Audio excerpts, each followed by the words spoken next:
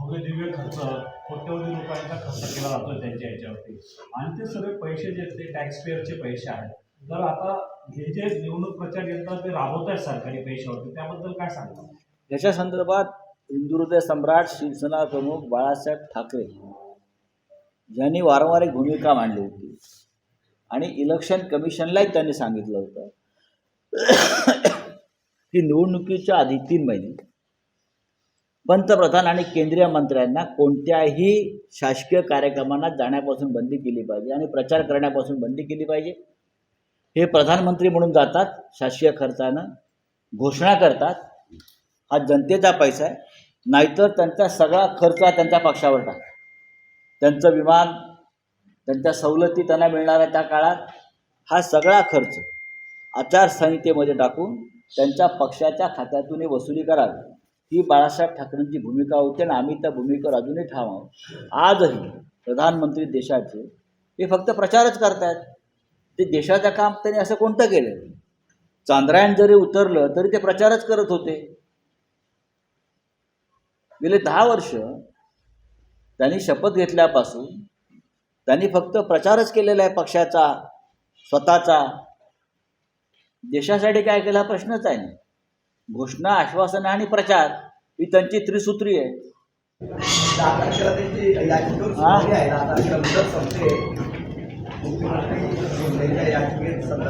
कुठली याचिका? मुख्यमंत्र्यांची.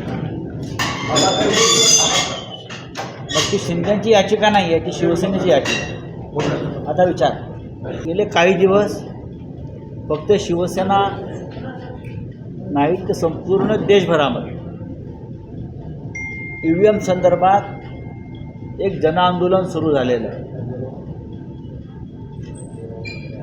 सुप्रीम कोर्टच्या वकिलांनी आंदोलन सुरू केलं आहे. देशातल्या अनेक सामाजिक संस्थांनी आंदोलन सुरू केलं आहे. लोकांमध्ये एक जागरूकता निर्माण झालेली आहे.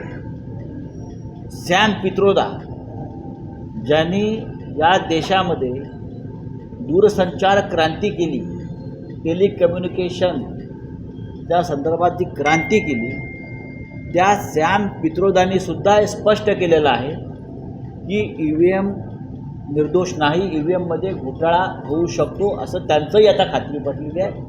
आणि विशेषतः मध्य प्रदेशचे निकाल ज्या पद्धतीनं लावण्यात आले, मी लागले म्हणत नाही, लावण्यात आले, ते पाहता या देशामध्ये लोकशाही पद्धती जी आपली आहे, मतदान प्रक्रिया, ती निर्दोष नाही हे आता स्पष्ट झालेलं आहे. आजच मी सामनामध्ये त्या संदर्भात सविस्तर पुराव्यासह लिहिलं की EVMचा घोटाळा कसा होतो आणि कसा केला जातो. आधी हे जे सरकार आहे मोदी शहांचं, त्यांच्या काही एजन्सीज आहेत, त्या एजन्सी आधी ओपिनियन पोल समोर आणतात. ओपिनियन पोल आणतात आणि त्या ओपिनियन पोलच्या माध्यमातून वातावरण निर्माण करतात. एखाद्या राज्यात अमुक अमुक होईल, तमुक होईल, आणि त्यानुसार भारतीय जनता पक्षाचे 2 लोक एक आकडा जाहीर करतात. या वेळेला आम्ही मध्य प्रदेशमध्ये 160 जिंकू, या वेळेला महाराष्ट्रामध्ये आम्ही 200 जिंकू, या वेळेला देशामध्ये आम्ही 400 पार करू. आणि मग त्यानुसार संपूर्ण EVM ज्या आहेत त्या सेट केल्या जातात.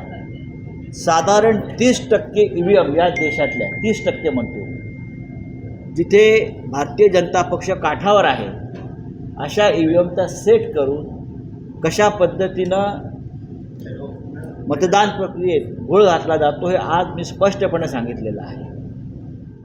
निधी आणण्यासाठी राज्यामध्ये विकास कामांच्या संदर्भात निधी आणण्यासाठी आम्ही जातो, असं एकनाथ शिंदे यांनी आपल्या उत्तराला प्रत्युत्तर दिलं. माझ्या उत्तराला प्रत्युत्तर देण्यात की ते मोठे नाही आहे, ते मुख्यमंत्री जरूर आहेत, बरं का, मुख्यमंत्री आहेत, पण शेवटी दिल्लीमध्ये ते वारंवार का जातात? मी कालच म्हणालो ना, कोणाच्या हिरवळीवर बसून पाठीमागे गवत लावून येतात. इथे निधी आणणं आणि दौलतजाद्याला बसणं यात फरक आहे, बरं का. काय निधी आणला? महाराष्ट्रावर किती कर्ज आहे? मुळात देशावर कर्ज आहे. हे काय निधी देणार यांना? हे काय निधी देणार? निधी त्यांना मिळाला तो आमदार आणि खासदार विकत घेण्यासाठी मिळाला. आमदारांचे 50 कोटी आणि खासदारांचे प्रत्येकी 100 कोटी. हा निधी त्यांना दिल्लीतून नक्कीच मिळालेला आहे आणि ते मान्य करते. तेव्हा या राज्याच्या घटनाबाह्य मुख्यमंत्र्यांनी निधी संदर्भात फार चर्चा करू नये. मग तुमचं निधी घोटाळा जो आहे तो आम्हाला उघडा करावा लागेल. मुंबई महानगरपालिकेची 90,000 कोटीची तिजोरी कोणी लुटली? त्याला निधी आणणं म्हणतात का? आपण ज्या ठेवी ठेवल्या होत्या मुंबई महानगरपालिकेमध्ये मुंबई सुरक्षित ठेवण्यासाठी 90,000 कोटी, बरोबर विनायकजी? 90,000 कोटीची तिजोरी ज्यांनी रिकामी केली, या मराठी माणसाची जो ठेवा होता ते म्हणतात आम्ही दिल्लीतून निधी आणला. या महाराष्ट्राची लूट चालू आहे. महाराष्ट्राचा प्रत्येक उद्योग बाहेर जातो आहे. हे काय महाराष्ट्राच्या विकासाच्या गोष्टी आहेत का? कसला निधी आणताय तुम्ही? मुंबईला नगरसेवक नाही आहे. मुंबईची अवस्था अत्यंत खराब आहे. मुंबई असेल, पुणे असेल, नागपूर असेल, संभाजीनगर असेल, धुळे महानगरपालिका असेल, जळगाव असेल, तुम्ही या राज्यातल्या 14 महानगरपालिकांच्या निवडणुका घेत नाही. का घेत नाही? तुम्हाला कसली भीती वाटते आहे? तुम्हाला भीती ही वाटते आहे की लोक तुमचा पराभव करतील म्हणून निवडणुका घ्यायच्या नाहीत. अरे तुमच्याकडे शिवसेना आहे ना, तुम्ही म्हणताय तुमच्याकडे चिन्ह आहे, सगळं आहे, मग घ्या ना निवडणुका. तुमच्यामध्ये हिंमत असेल तर निवडणुकांना सामोरं जा. आम्ही तयार आहोत. तर याच्यामध्ये ईव्हीएमच्या बाबतीत इंडिया आघाडीमध्ये आपण जी भूमिका मांडतायत आता, या संदर्भात काही चर्चा झालेली आहे नक्कीच. का? की आपण निवडणुकीवर बहिष्कार टाकायचा विचार करत आहात का इंडिया आघाडी? दिल्लीच्या बैठकीमध्ये अलीकडच्या त्या संदर्भातला एक ठरावसुद्धा मंजूर झाला एक मतानं EVMच्या या सगळ्या संशयास्पद प्रक्रियेबाबत. आता त्या संदर्भात कोणती पावलं उचलायची हे आम्ही लवकरच ठरवू. पण EVM या संदर्भात या देशामध्ये, संपूर्ण देशामध्ये संशयाचं वातावरण आहे. फक्त भारतीय जनता पक्ष ढोल वाजवतो आहे, बाकी सन्नाट आहे. मराठ्यांना आरक्षण मिळणार नाही, मात्र जरांगे म्हणतायत की आम्ही घेतल्याशिवाय राहणार नाही. माझ्या दोघांनाही शुभेच्छा.